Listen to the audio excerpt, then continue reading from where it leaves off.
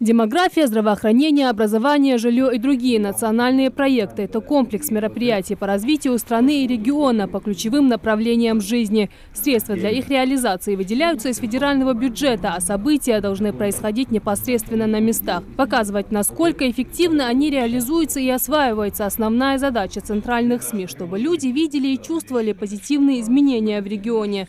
Их грамотное освещение стало главной темой выездного совещания Миннации Ингушетии с руководством национальной телерадиокомпании. Чего мы достигли за все эти годы созидания и тому, к чему мы стремимся дальше.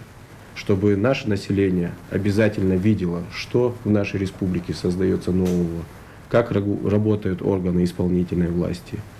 Вся эта задача лежит на ваших плечах.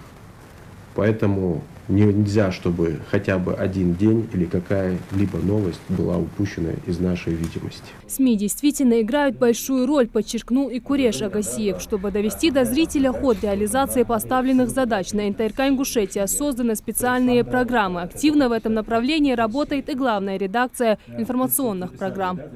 По сетке вещания находится в праймовых отрезках.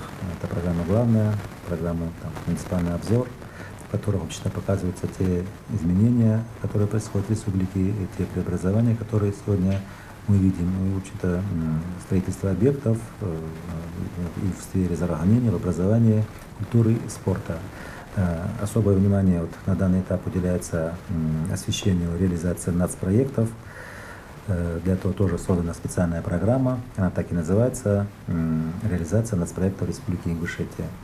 Вместе с этим необходимо информировать целевую аудиторию об истинных ценностях ислама, отметил Руслан Мизиев. Этому, несомненно, поспособствует радиостанция «Онгушт». Ее создание и план дальнейшей работы также обсудили на встрече.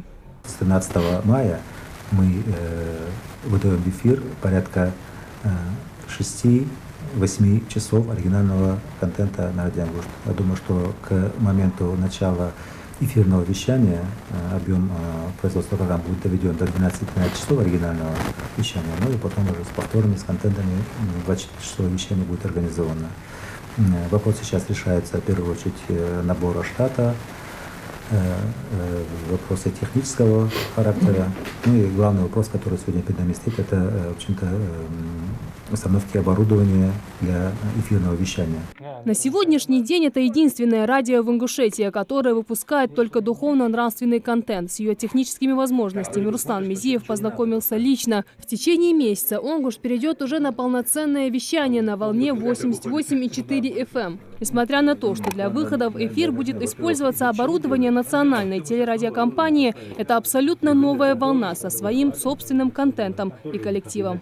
Ни микрофонов, ни пантографов, ничего здесь нету, конечно. Это все надо здесь довешивать. Да, вот хотим, чтобы аппаратная была отсюда, да, а работали они вот с этой, сейчас мы туда тоже с тобой зайдем. То есть в прямом эфире сидеть они будут там, а выдавать будем отсюда. Итого получается у нас 2 радио теперь. Радиослушателям предлагается широкий выбор разнообразной и полезной информации, чтение священного Корана, нашиды, а также передачи, направленные на религиозное воспитание и образование подрастающего поколения. Пока Онгушт вещает только в интернете на официальном сайте ongush.ru. Адрес сайта на английском. Онгушт тоже с буквой О, ведь начиная со своего названия радиостанция полностью оправдывает свою тематику религиозно-национальную. Познакомившись с новшествами национальной телерадиокомпании, исполняющей обязанности министра по внешним связям, национальной политики, печати и информации Ингушетии, отправился в редакцию газеты «Сердало». Более 20 рубрик: политика, спорт, культура, образование. Печатники стараются охватить все, что происходит в регионе. Эта задача остается неизменной со дня создания газеты. Каждый журналист подкован во всех направлениях. Реализация президентских программ также не осталась без их внимания. Мы стараемся в конце года подводить итоги. У нас рубрика есть «Что сделано». Даем такую схему развития нацпроекта или идей, которые появляются по социально-экономическому развитию республики. И там уже ясно видно, визуально даже, что сделано и что предстоит сделать. Мы даем даже анонсы, что в этом году предполагается, или в этом месяце предполагается строительство столько-то объектов. Это и есть наша работа. И потом уже по мере завершения года стройки тут же мы следим, отслеживаем. Даже буквально недавно мы дали поручение своим корреспондентам, чтобы они проехались. Осветили мы где-то 3 месяца назад. начало чего-то, какую-то идею реализованную. Что осталось идеей? Есть моменты, когда вроде бы все сделали, а потом забыли об этом. А может, там действительно нужно подтолкнуть каким-то образом. Чтобы национальные проекты реализовывались в полной мере, мало просто освоить деньги. Необходимы конкретные результаты этих вложений. Так, чтобы люди видели, что страна и наша республика, в частности, развиваются. Здесь удобно жить, есть перспективы развития на будущее. И обо всем этом нужно говорить. На страницах газет и новостных сюжетах. Нам есть что показать. Вам же, в свою очередь, надо лишь оценить труд сотен людей, которые делают все возможное для процветания родного края. Жардат Хулухоева, Асхаб Белакиев, Новости 24.